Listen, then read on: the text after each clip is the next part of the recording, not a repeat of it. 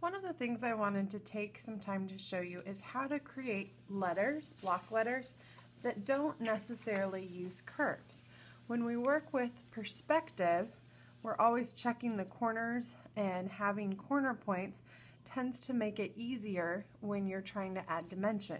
So this video is to show you how to take and create your letters for the 1-point perspective project using the full rectangle space that we have drawn out on our backgrounds. So what I'm about to show you, you will do these same steps within the rectangles that we've put on our final paper.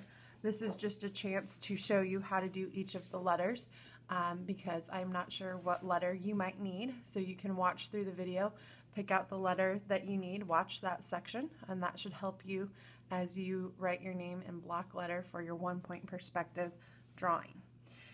The first thing you want to do when you are creating your letters, and you might notice I do have some guidelines to help me here. You don't necessarily need those guidelines. You can just kind of estimate with it in your rectangular space, but to make this practice go a little bit quicker, it's something that I've added. But when you start to draw your letters, you want to think about how you would normally make the regular letter, and where you see the curves, we're just going to add diagonals. So for an A, I'm going to start, and the outside of the box is going to serve as the outside edge of my letter, and then I need to add my vertical lines for the two side letters of, or the two side stems of the A. So I've added this part. Now I need to create the top of my A.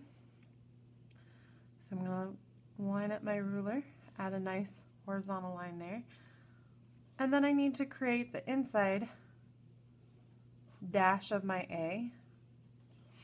Okay, but to keep it from looking like a robot or a digital clock A, I'm going to go ahead and add some diagonal lines, and when I add diagonal lines, I try to keep them parallel.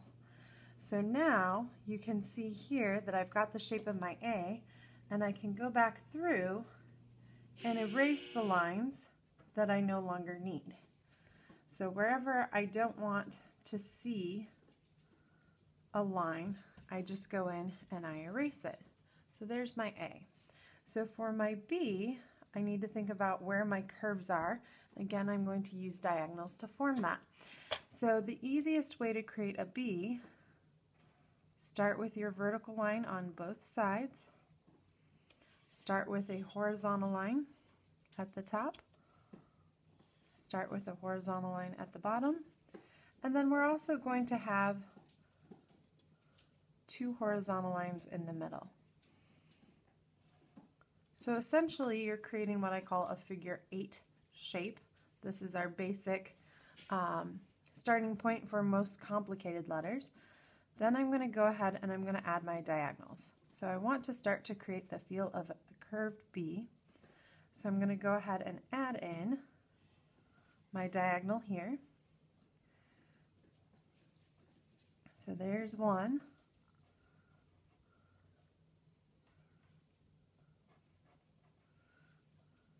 And you'll notice I'm splitting this one right in the middle here. And then here is the other one. So now I'm going to go back in and erase all of my extra lines that I no longer need.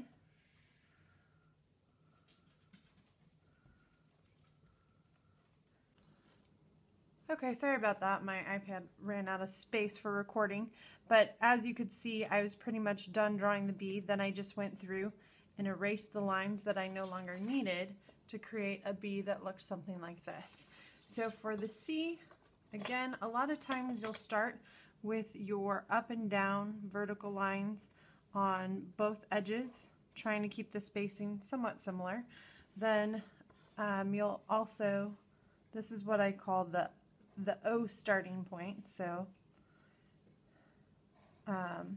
you get the basic shape of an O, but now we need to go back in and stop some of our lines and add some diagonals. So to create the feeling that this is a dimensional C, so to help mimic some of the curves of the C, we go back in and we add some diagonal lines. And then we go back in and erase. And I don't like this little loop here, so I'm going to move that up just a little bit. But we erase the lines that we no longer need.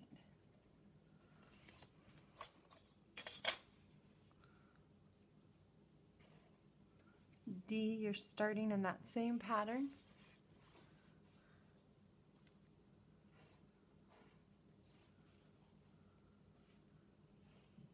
Again, you think about where are the curves. Well, I want to create the curves on the front of my letter. So I add my diagonal lines. Then I go back through and I erase. Now for E.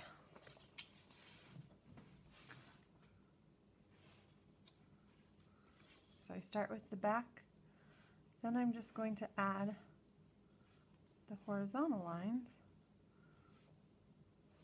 that will make up the rest of my E.